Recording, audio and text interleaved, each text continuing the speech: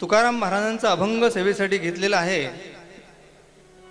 संत श्रेष्ठ तुकाराम महाराजांनी या अभंगामध्ये काय सांगितलं हे सांगण्याच्या पूर्वी मला काही सांगावंसं वाटतं.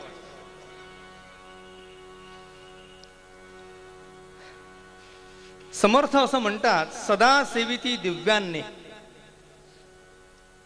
सदा सेविती दिव्यांनी, पालटा कारणे अवेटणे, तैसी माझी वचने परांकृत. मला सांगा, रोज पुरणाची पोळी, रोज पंचपक्वान्न असं ज्यांनी जेवण घेतलेलं आहे, जे रोज घेत आहे, अशा श्रोत्यांना, म्हणजे मला वाटते भरतबुवांनी गेल्या 7 वर्षापासून असा महोत्सव इथे घेतलेला आहे. आमचे आयोजक माननीय खटोड सर आणि त्यांचे सगळे बंधू यांच्या या सगळ्या अतिशय म्हणजे भगवत प्रेमामुळे, मी म्हणतो भगवत प्रेमामुळे हे सगळं घडते आहे. सगळे श्रोते इथे जाणकार आहेत. अशा श्रोत्यांनी सगळं ऐकलं आहे.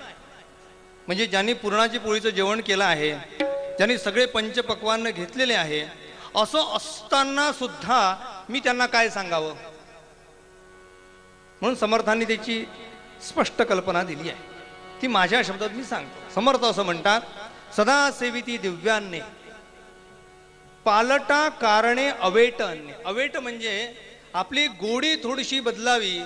रोज रोज पुरणाची पोळी, रोज पुरणाची पोळी कोणाला आवडेल का सांगा? पहिला घास पुरणाचा आवडेल, रोजच पुरणाची पोळी असली तर कंटाळा येईल. म्हणून थोडीशी रुची बदल, त्या रुचीत बदल व्हावा म्हणून भाकरी आणि ठेचा मी तुमच्यासाठी घेऊन आलो आहे. सदा सेविती दिव्यांनी, पालटा कारणे अवेटणे, तैसी माझी वचने परांकृत.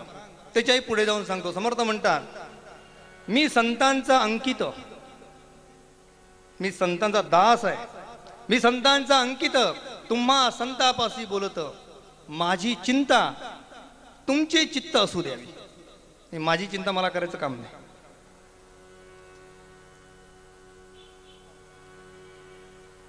अभंगाकडे येऊ. काय म्हणतात अभंग? अतिशय सुंदर अभंग आहे. अभंगामध्ये तुकाराम महाराजांची बरोबरी कोणी करणार नाही. ते म्हणतात आहे अभंगामध्ये, विष्णुमय जग वैष्णवाचा धर्म, विष्णुमय जग वैष्णवाचा धर्म. हळू चालू द्या. वैष्णवाचा धर्म, भेदा भेद भ्रम अमंगळ अमंगळ, विष्णुमय जग वैष्णवाचा धर्म, विष्णुमय जग वैष्णवाचा धर्म. या अभंगामध्ये सुरुवातीला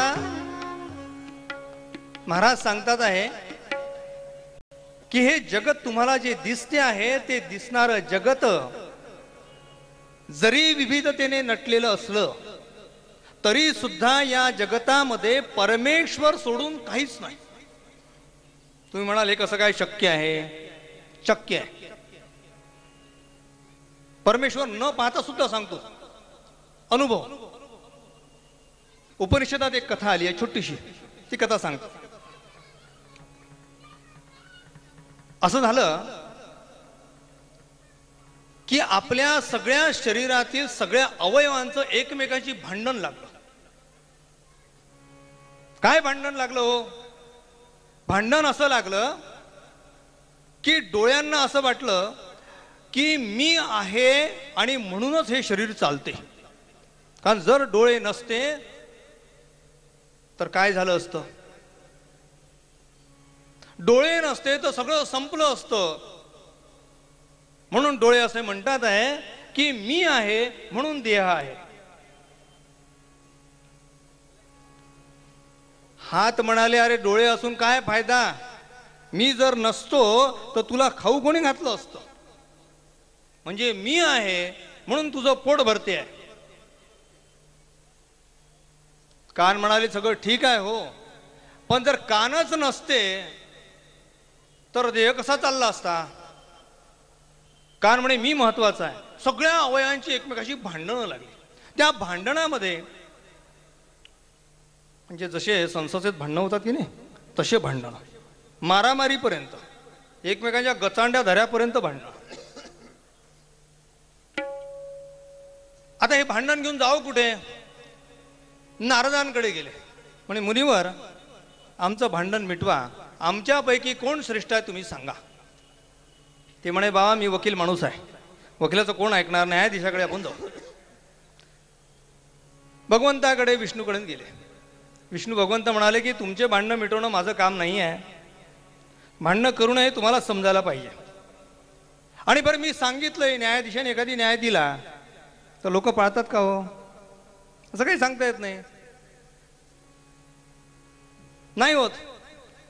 आणि म्हणून त्या सगळ्या इंद्रियांनी ठरवलं की आता याच्यावर उपाय काय. नारद म्हणाले, एक उपाय आहे, एक एक अवयव सुट्टीवर जा. तो अवयव सुट्टीवर गेला म्हणजे त्याची किती योग्यता आहे ते कळेल. म्हणजे मी शिक्षक आहे म्हणून तुम्हाला सांगतो, शाळेत जर चपराशी नसेल तर घंटी कोणी वाजवायची हा प्रश्न पडतो. कोण वाजवणार? मुख्याध्यापक नसतील तर शाळा कशी चालेल? सगळे प्रश्न पडतात. ते सगळे अवयव एक एक दिवस सुट्टीवर गेले. सगळ्यात पहिल्यांदा हात सुट्टीवर गेले. म्हणजे तुम्ही म्हणता ना असं, मी हात सुट्टीवर जातो. हात जसे सुट्टीवर गेले तसे दुसऱ्यांचे खिशे कापणं बंद झालं. म्हणजे हातांचा उपयोग लोक कशासाठी करतात? दुसऱ्यांचे खिशे कापणं बंद झालं, मारामाऱ्या बंद झाल्या, भानगडी बंद झाल्या, सगळं बंद झालं. 2 दिवसानंतर हात पुन्हा कामावर आले, कारण देह चालूच होता. डोळे म्हणे, ठीक आहे आता कळलं तुला, तू काही कामाचा नाही विशेष, मी सुट्टीवर जातो. डोळे सुट्टीवर गेले बुवा. आणि डोळे जसे सुट्टीवर गेले त्याचबरोबर रस्त्याने चालणाऱ्या स्त्रियांना निर्भयपणे चालता येऊ लागलं.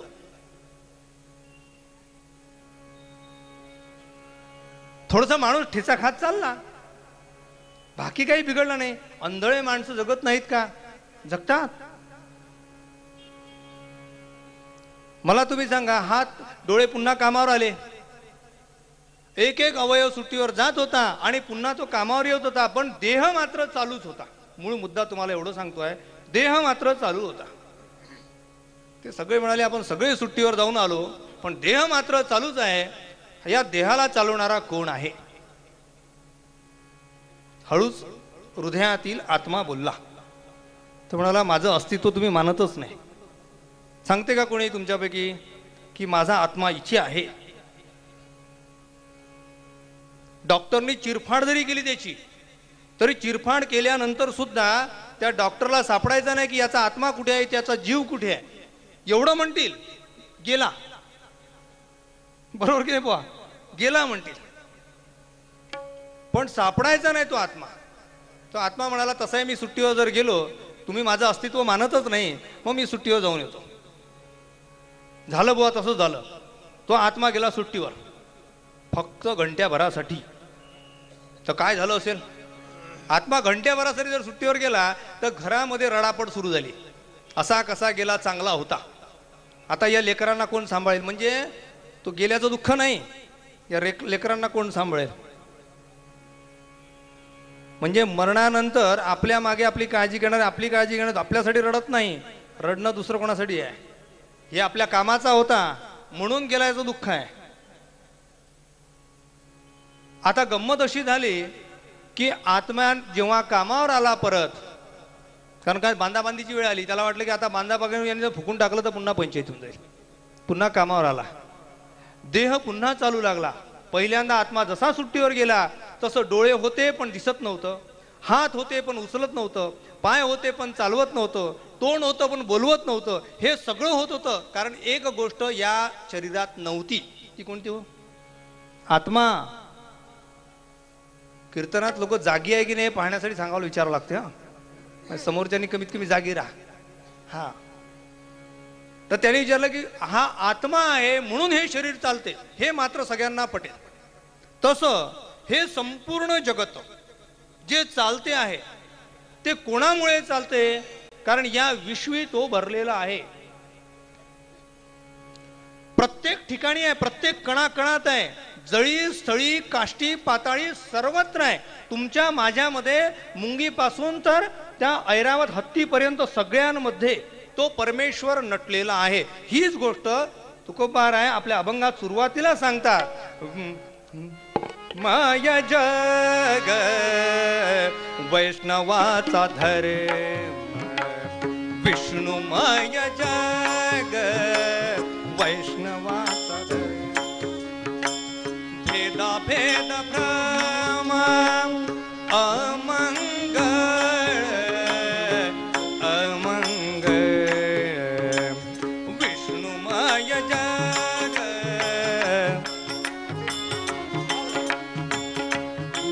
माया जग वैष्णवांचा.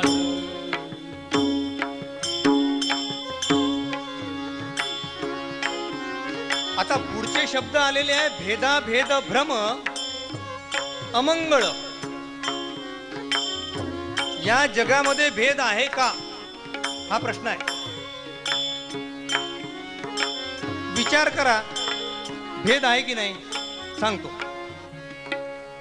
भेद नाही असं म्हणाल तर चालणारच नाही, हे जगतच राहणार नाही. प्रत्येक ठिकाणी भेद आहे. हाच भेद नाही कसं म्हणाल. स्त्री पुरुष हा भेद आहे, उच्च नीच हा भेद मानतात, लहान मोठा श्रीमंत गरीब भेद मानतात. प्रत्येक ठिकाणी भेद आहे. या भेदाचे शास्त्रामध्ये 5 प्रकार मानलेले आहेत. ते 5 प्रकारचा फक्त उल्लेख करतो आणि एका भेदाबद्दल थोडंसं बोलतो. पहिला प्रकार आहे जड जडाचा भेद. दुसरा भेद आहे जड जीवाचा भेद. तिसरा भेद आहे जीव जीवाचा भेद. चौथा भेद आहे जीव शिवाचा भेद. आणि 5वा भेद आहे शिव शिवाचा भेद. आता जड जडाच्या भेदाबद्दल थोडंसं सांगतो. जड जडाचा भेद म्हणजे एक वस्तू दुसऱ्या वस्तूसारखी नाही. ही पेटी आहे, हा तबला आहे, तो मृदंग आहे. हे सगळ्या वस्तू आली नाही मागे, सगळ्या वस्तू भिन्न भिन्न दिसतात आहे, सगळे जड आहेत. आता यांना त्यांनी चेतन केलं तो भाग वेगळा. या सगळ्या भिन्न भिन्न आहेत. जड जडामध्ये भेद आहे की नाही? आहेच. पटेल नाही पटेल तो प्रश्न आहे, भेद आहे. बर हा असलेला भेद मानलं तरच ठीक आहे. समजा या तबलावाल्याने म्हटलं की नाही बा आम्ही असं करतो, आता आजच्या दिवस मी त्या तबला वाजवण्याच्या ऐवजी मी पेटी वाजवतो म्हणजे तबल्यासारखी. आमचे व्हायलिन बुवाल्यांनी जर त्यांनी म्हटलं की तशी व्हायलिन आम्ही या मृदंगावर वाजवतो, शक्य आहे का बुवा? म्हणजे जड जडाचा भेद आहे की नाही? जड जडाचा भेद आहे. आता जीव आणि जडाचा नक्कीच भेद आहे. आता पेटी तर माझ्यात भेद आहे की नाही? ही पेटी फुकावं लागते तेव्हा बोलते, मला न फुकता बोलतो, बोलते की नाही? हा हा भेद आहे.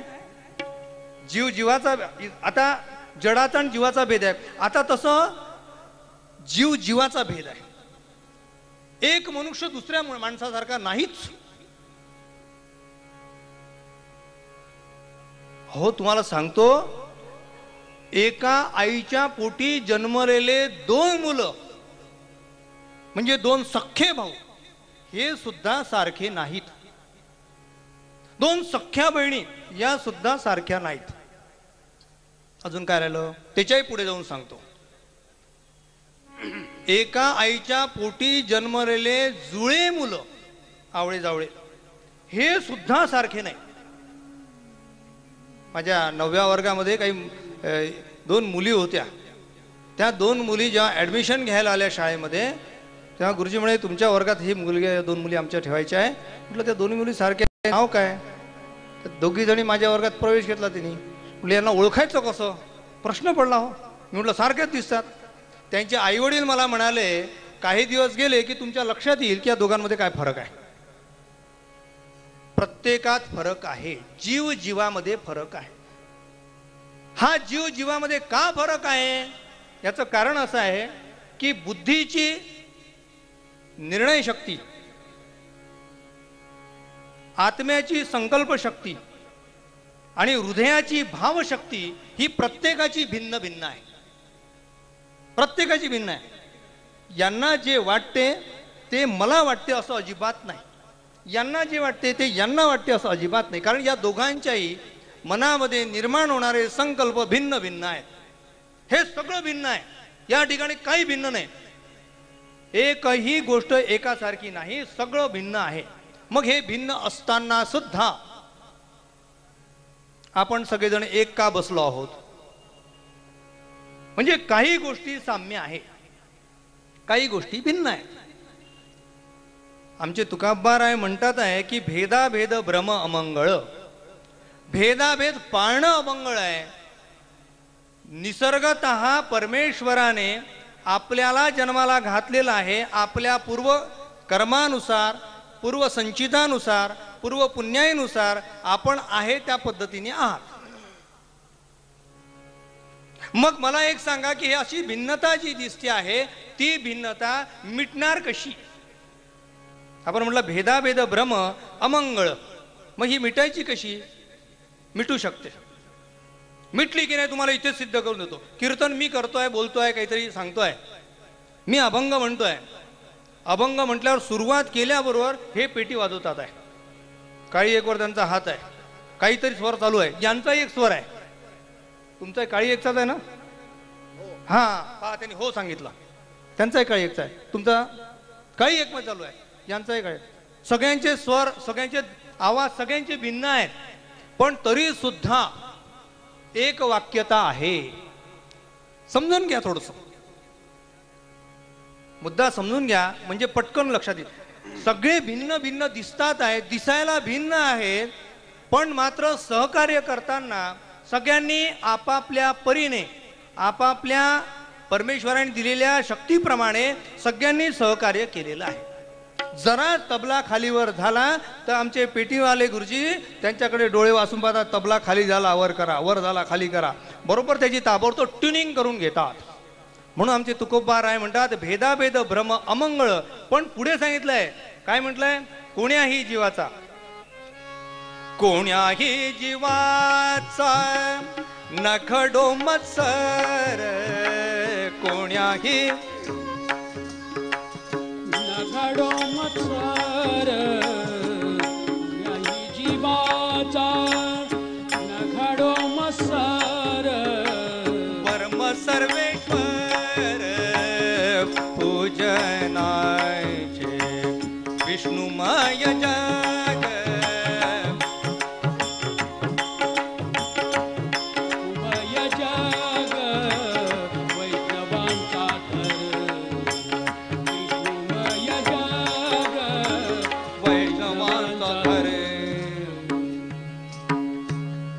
आता समाजामध्ये दिसणारे जे भांडण आहेत, मग ते जाती जातीचे असतील, धर्माधर्माचे असतील, पंथा पंथाचे असतील, वर्णावर्णांचे असतील, सगळ्यांचे भांडणं होण्याचं कारण काय?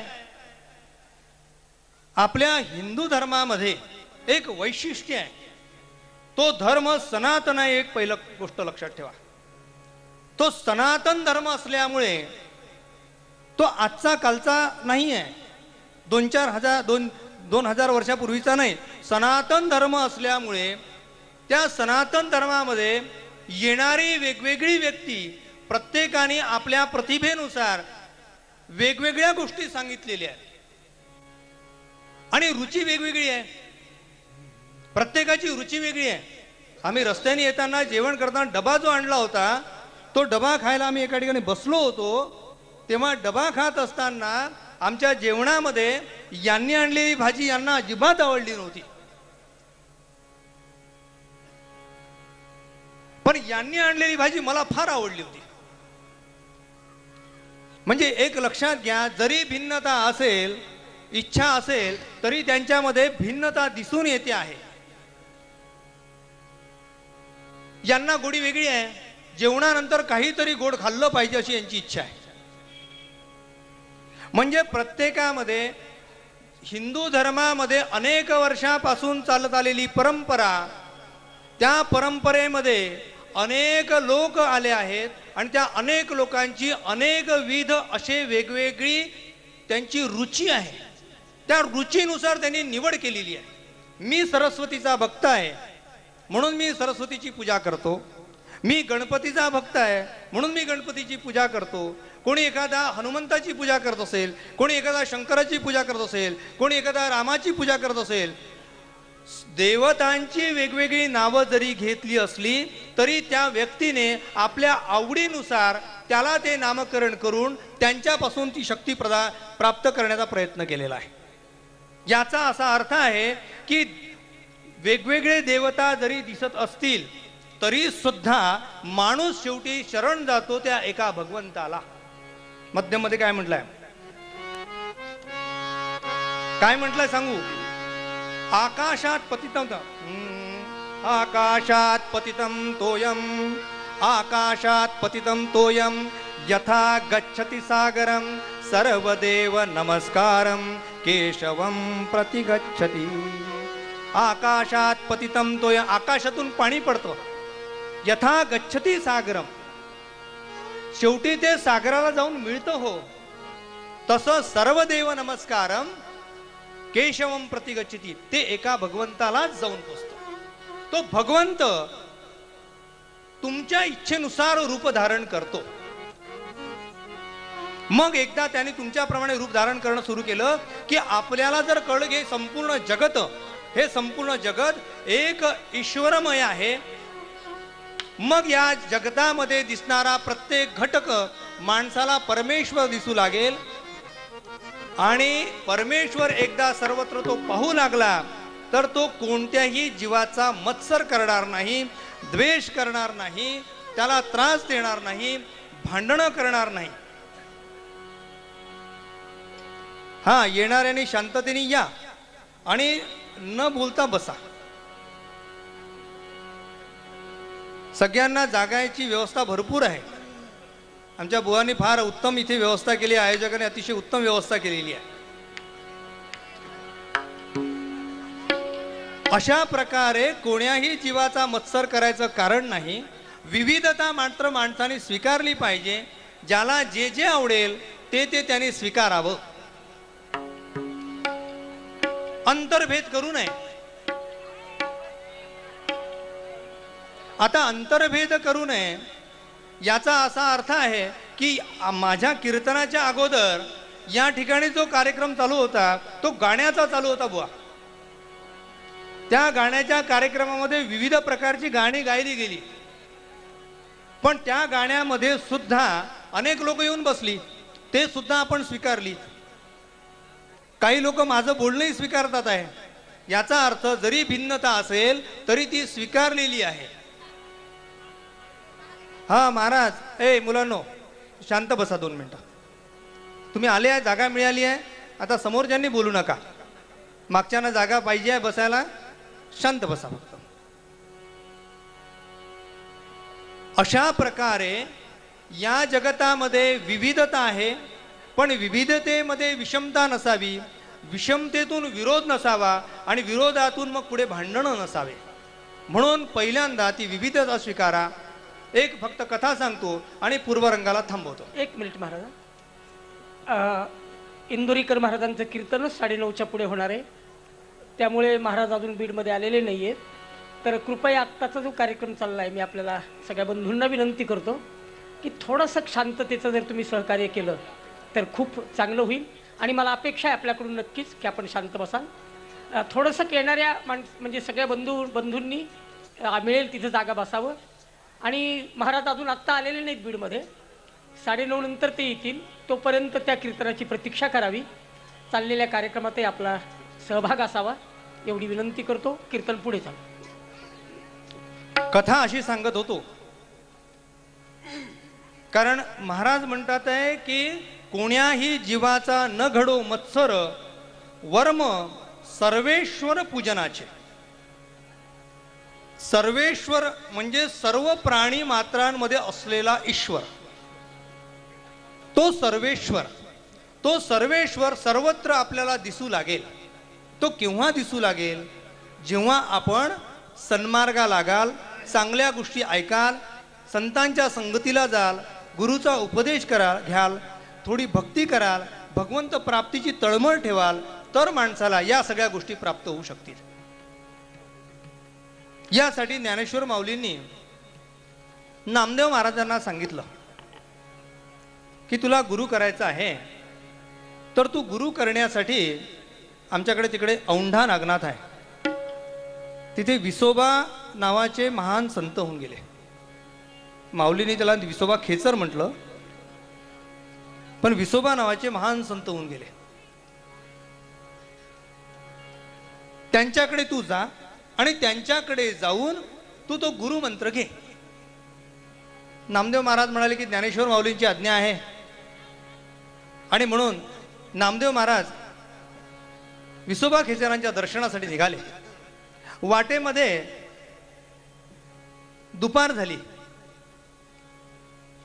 रामाला नैवेद्य दाखवावा, विठ्ठलाला नैवेद्य दाखवावा म्हणून त्यांनी आपल्या हात बरोबर आणलेली जी शिदोरी होती ती त्यांनी तिथे सोडली आणि त्याचे पानगे तयार केले.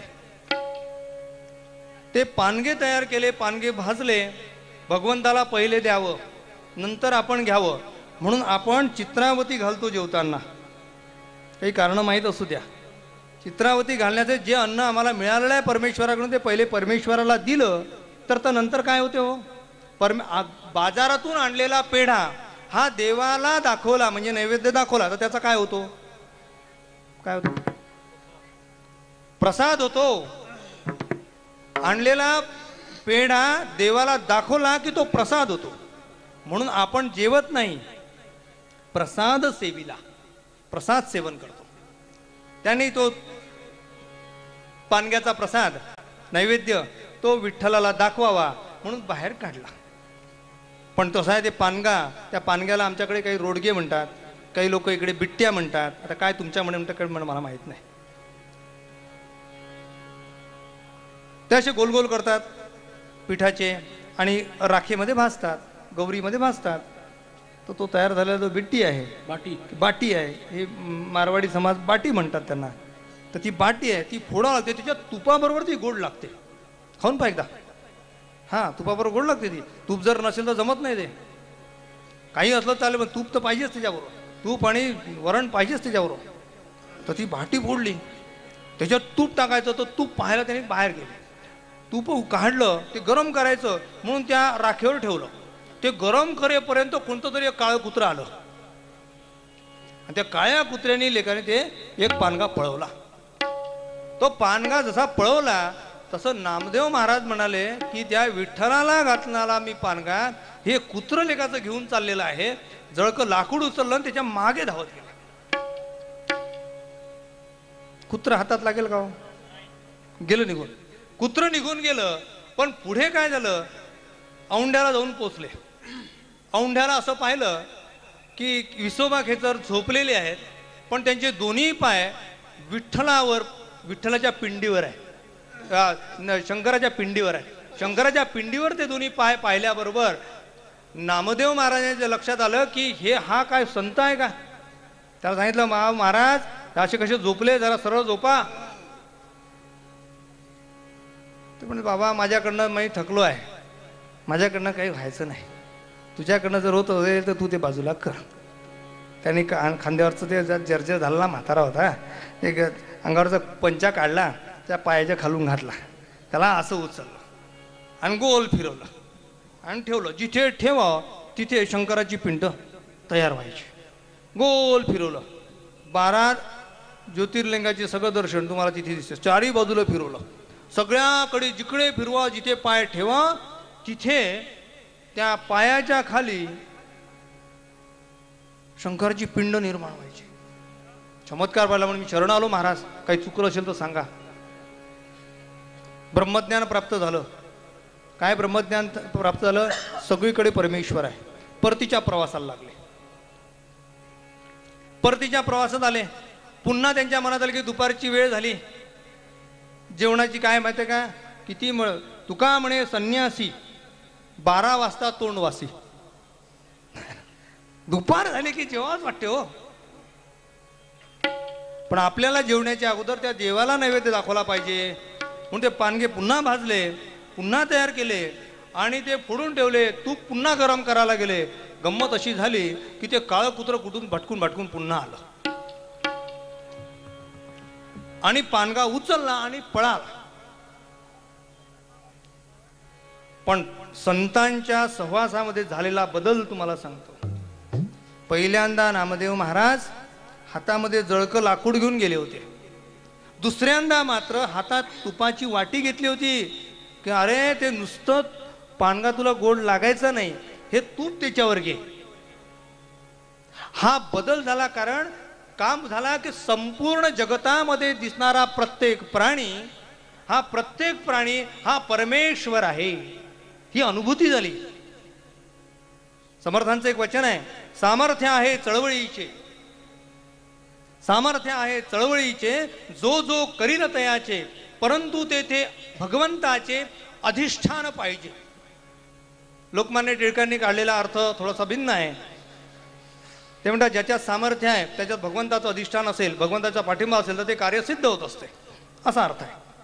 कारण ते लोकमान्य टिळकांनी ज्यावेळेस भारत स्वतंत्र व्हावा या संदर्भात लोकांना दिलेला उपदेश होता. कारण गीता रहस्य त्यांनी लिहिलेला आहे.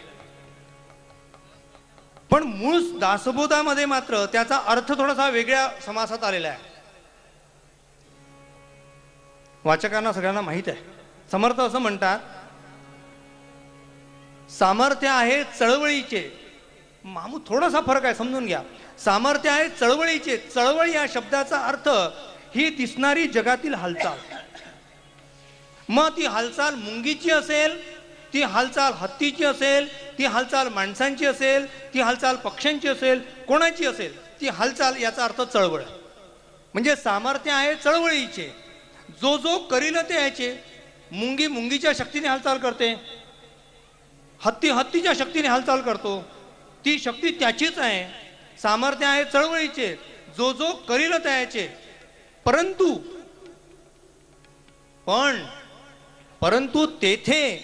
तेथे म्हणजे त्या हालचालीमध्ये भगवंताचे अधिष्ठान पाही. जे हालचाल दिसते आहे त्या ठिकाणी भगवंताची कृपा आहे, म्हणून सगळी हालचाल आहे. तुम्ही कीर्तनाला येऊन बसले ते तुमच्या सामर्थ्याने मान्य करेल मी, तुमच्या इच्छेने मान्य करेल. पण ती भगवंताची जर इच्छा त्याच्या मागे नसेल, भगवंताचं जर अधिष्ठान असेल, तर त्याला इथे यायचं काम नाही. त्याला 4 जणाला उचलून न्यावं लागते. एकट्याला जाता येत नाही, 4 जण लागतात, एकसाथ बांधावं लागते आणि दुसऱ्या दिवशीच न्यावं लागते. बुवा, हे सामर्थ्य कोणाचं आहे? हे सामर्थ्य आहे तुमचं येण्याचं. पण येण्यामागे अधिष्ठान मात्र जे आहे, ते सत्व जे आहे, जे तुमच्यामध्ये दिसणारं तत्व आहे, ते तत्व मात्र ते भगवंताचं आहे, हे विसरू नका. म्हणून तुकाराम बुवानी काय म्हटलेलं आहे माहिती का? नाही काय का,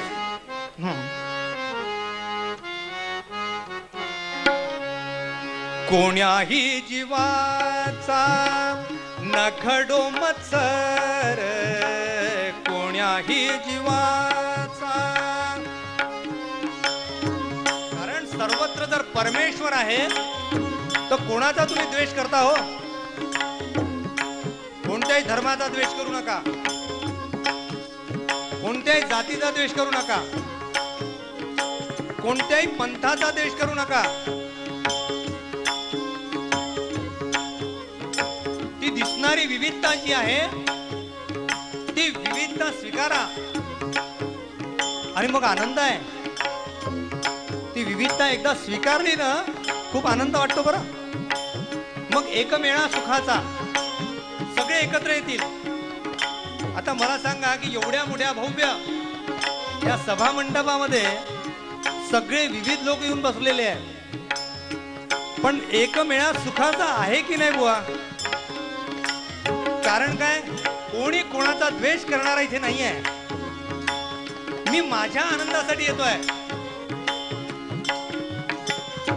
ताटामध्ये अनेक पदार्थ असतात, आणि प्रत्येकाची चव भिन्न असते, पण दिसणारी वेगवेगळी चव माणसाला आनंदच देते. बागेमध्ये विविध फुलं आहेत, विविध रंगाची आहेत, ती तितकी नटलेली आहेत, त्याचा सुगंध येतोय आणि तो सुगंध मात्र घेणारे तुम्ही आहात. आणि म्हणून आमचे तुकोबाराय म्हणतात आहे की बाबा, अरे जन्माला आलास ना, कोणाचा कशाला द्वेष करतोस? कारण माणसाचं जीवन फार थोड्या दिवसाचं आहे हो. नाना पक्षी फळे खाती, तेणेची होय त्यांची तृप्ती. परी त्या चकोराची चित्ती, अमृत बसे. आपण सगळे अमृत सेवन करण्यासाठी इथे आले आहात. कारण संतांनी सांगितलेलेच वचन मी सांगतोय. मी संतांचं अंकित, तुम्हा संतापाशी बोलत. आणि मग ही जी विविधता आहे, ती विविधता स्वीकारा. या जगामध्ये भांडणं मिटतील. आज समाजामध्ये दिसणारा जो आतंकवाद आहे, नक्षलवाद आहे, समाजामध्ये दिसणारी जाती जातीमध्ये येणारी तेढ आहे, या सगळ्याचं मूळ काय कारण आहे? माझं तेच खरं, माझं ते खरं नसावं, खरं ते माझं असावं. माझं ते खरं नाही, माझं ते खरं नाही, खरं ते माझं. आणि मग भांडण नाही होणार, सगळे प्रेमाने राहतील. म्हणून आम्ही रामाला आदर्श मानतो, कृष्णाला आदर्श मानतो, आमच्या संत पुरुषांना आदर्श मानतो. आणि म्हणून आम्ही त्यांनी सांगितलेले वचन ऐकतो. ऐकाजी तुम्ही भक्त भागवत. सगळे भक्त बसलेले आहे, सगळे भागवत मंडळी आहे. आणि त्यांनी काय करावं? कराल ते हित सत्य करा. आणि म्हणून शिक्क्यामध्ये तुकोबाराय शेवटी सांगतात, तुका म्हणे एका देहाचे अवयव, तुका म्हणे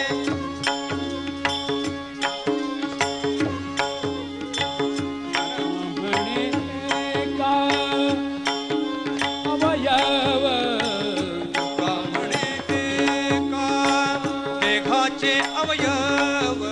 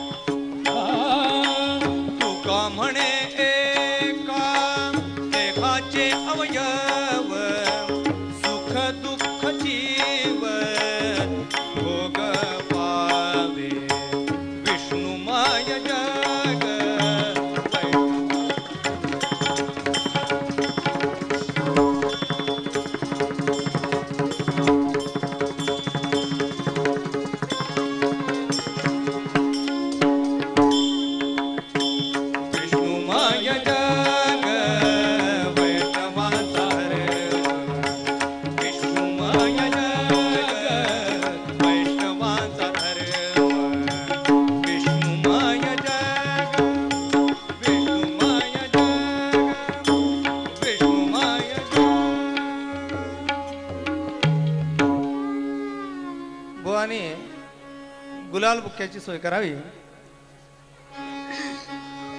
तुका म्हणे एका देहाचे अवयव या शब्दाचा अर्थ फक्त पाहू, कारण उत्तर रंगाचा आख्यान जरा मोठा आहे. ते आख्यान सुरस आहे, तुम्ही सगळे गोड कराल याची मला खात्री आहे. तुका म्हणे एका देहाचे अवयव, जसं माणसाच्या शरीराला वेगवेगळे अवयव आहेत. कान आहे, नाक आहे, डोळे आहेत, हात आहेत, पाय आहेत, म्हणजे 5 ज्ञानेंद्रिय आहेत, 5 कर्मेंद्रिय आहेत, मन आहे, बुद्धी आहे, चित्त आहे, अहंकार आहे. हे सगळे जे आहेत, तुका म्हणे एका देहाचे अवयव, हे अवयव एक आहेत, पण या जीवाला जे सुख दुःख होते त्याचा त्रास प्रत्येक अवयवाला होतो. तुम्ही म्हणाल होतो की नाही पाहायचं असेल तर हातात टाचणी घ्या आणि ती टाचणी घेऊन तुमच्या पायाच्या अंगठ्याला टोचा. त्रास होईलच. ती टाचणी घ्या आणि डोक्याच्या वर शेंडीच्या जवळ तिथे टोचा. त्रास होईल. याचा अर्थ नखालाही त्रास आहे आणि डोक्याच्या केसालाही त्रास आहे. संपूर्ण अवयवाला कुठेही धक्का लागला तरीही सुद्धा माणसाला त्रास होतो. का होतो रे त्रास हा? या त्रास होण्यामागचं एक पहिलं कारण असं आहे की माणसाला जीवदशा प्राप्त झालेली आहे. ही जीवदशा का प्राप्त झाली? अज्ञानामुळे जीवदशा प्राप्त झालेली आहे. त्यामुळे सुख दुःख भोग कोण पावे? जीव पावे. तो जीवाला भेटते. ते अज्ञान दूर झालं पाहिजे. अज्ञान दूर झालं की सगळे प्रश्न मिटतात. हे सगळे प्रश्न मिटवायचे असतील तर पहिल्यांदा काय करा, येणाऱ्याला येऊन बसू द्या, शांततेने बसू द्या, मध्ये येऊ नका, मध्ये बोलू नका. अशा प्रकारे महाराज म्हणतात आहे की माणसाला सुख दुःख संपूर्ण शरीराला कुठेही जरी धक्का लागला तर माणसाच्या जीवाला त्रास होतो.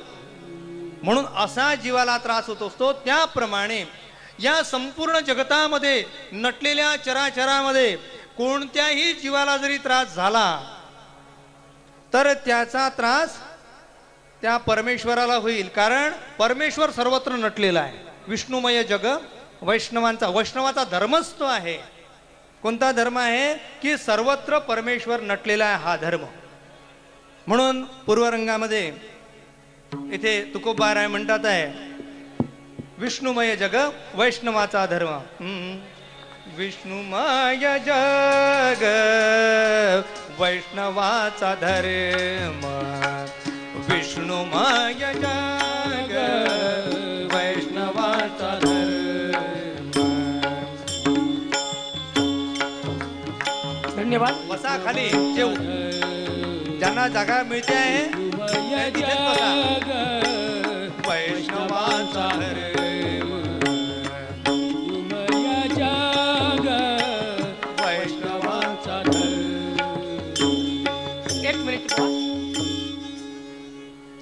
रोडे महाराज राष्ट्रीय एकात्मता या विषयावरचं हे कीर्तन मी गिरीशजी सातोंडकरला विनंती करेल प्रतिष्ठानच्या वतीनं महाराजांचा स्वागत करावं. काही थोड्याशा सूचना आपल्या पुढे मांडतो. हरिभक्तपरायण समाज प्रबोधनकार इंदोरीकर महाराज यायला वेळे 9:30 पर्यंत ते बीडमध्ये येणार आहेत. तोपर्यंत आपल्याला हा कार्यक्रम तिथपर्यंत न्यायचा आहे. त्या बाजूला महिला बसतील, माता भगिनी बसतील आणि या बाजूला पुरुष बसतील. तेव्हा तिकडे फक्त ती जागा सगळी माता भगिनींसाठी ठेवा अशी एक विनंती आली आहे. दुसरी एक सूचना माझ्यापर्यंत जी आली ती अशी की या ठिकाणी हे कॅमेरे फिरतायत त्यांना थोडी फिरण्यापुरती जागा ठेवा. माझ्या सगळ्या बंधूंनी थोडंसं, अगदी थोडंसं, मला मान्य आपली गैरसोय होईल पण थोडंसं बाजूला सरकून त्यांना फिरायला जागा द्या अशी एक विनंती आहे. आमच्या साथीला बुवा सुरू करायचं पुढे. हा एक मिनिट. साथीदारांचंही या ठिकाणी बुक्का लावला जातोय. प्रतिष्ठानच्या वतीनं हार, शाल, स्मृतिचिन्ह. गिरीशजी सातोंडकर उत्तम तबलावादक आहेत, औरंगाबादून आलेले आहेत आणि आपल्या या 10 दिवसाच्या महोत्सवामध्ये 7 संगत करण्याकरता यावर्षी ते आलेले आहेत. 9:30 पर्यंत आपल्या महाराज या ठिकाणी येतील आणि त्यांच्या कीर्तनाला सुरुवात होईल. पुढच्या राहिलेल्या उरलेल्या वेळेमध्ये आपलं कीर्तन पूर्ण करायचे. पलीकडच्या बाजूला माता भगिनींसाठी जागा ठेवा. आणि खुर्च्या ज्या आहेत त्या थोड्याशा बाजूने घेतल्या का तर बऱ्याच जणांना बसता येईल अशी एक विनंती आहे.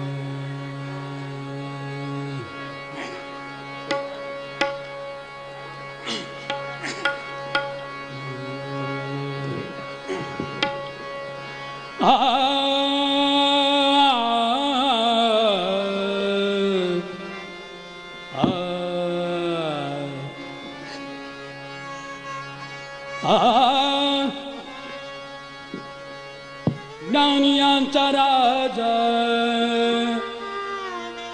गुरु महाराज, ज्ञानियांचा राजा गुरु महाराज, ज्ञानियांचा राजा गुरु महाराज.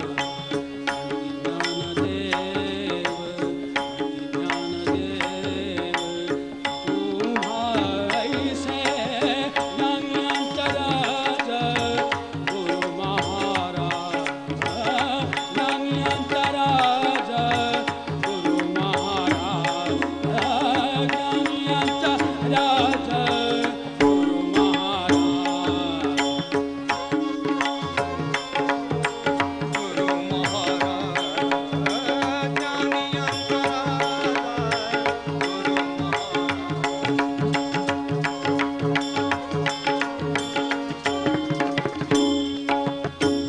मज पामराशी काय थोरपण, मज पामराशी काय थोरपण, मज पामराशी काय थोरपण. पायीची बहाणे, पायीची बहाणे, पायीची बहाणे, पायी बरी ज्ञानियांचा राजा गुरु महाराज, ज्ञानियांचा राजा गुरु महाराज.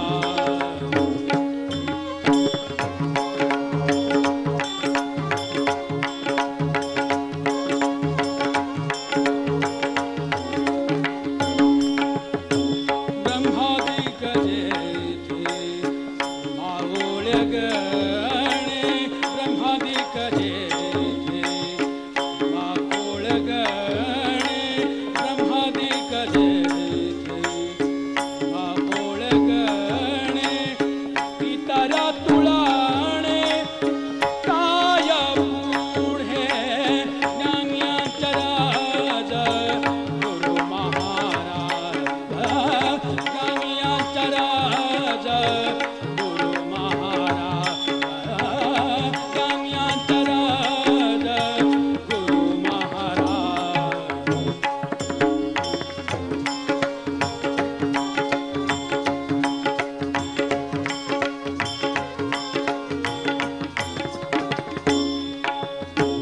तुका म्हणे नेणे, तुका म्हणे नेणे,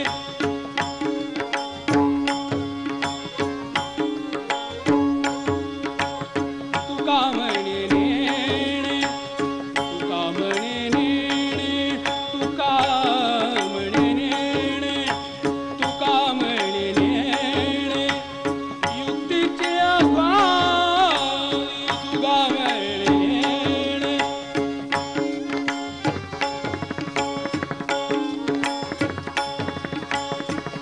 तुका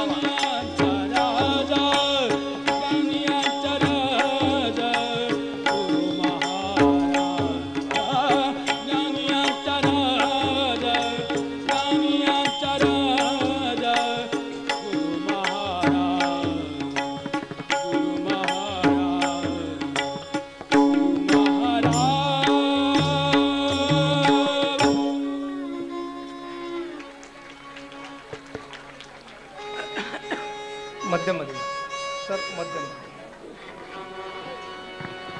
भगवंताचं सर्वजण 2 मिनिटं नामस्मरण करू आणि त्यानंतर एक सुंदरसं एक आख्यान ऐकू.